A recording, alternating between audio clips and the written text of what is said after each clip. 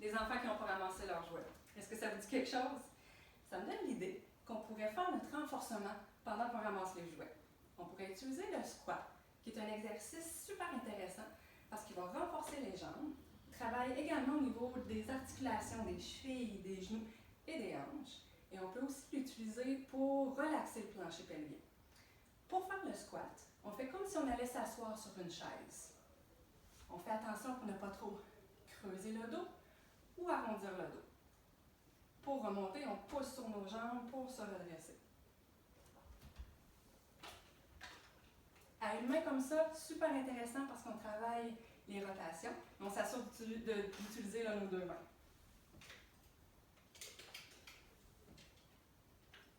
On peut aussi faire un squat qui est décalé.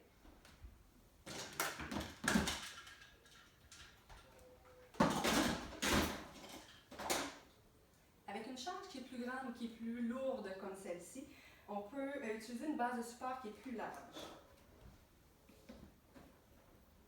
On s'assure de bien respirer, on ne bloque pas la respiration pendant l'exercice. Avec une charge comme celle-là, ça peut être intéressant de faire quelques répétitions de plus.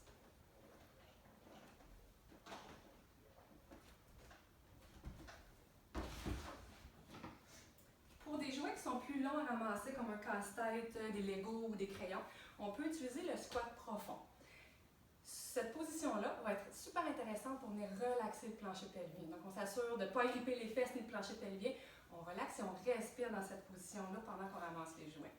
Si jamais c'est inconfortable, par exemple, si vous venez d'accoucher, vous avez eu une épisiotomie ou une déchirure, on peut utiliser un petit banc, un bloc de yoga ou un coussin pour venir reposer les fesses. Comme ça va être plus confortable.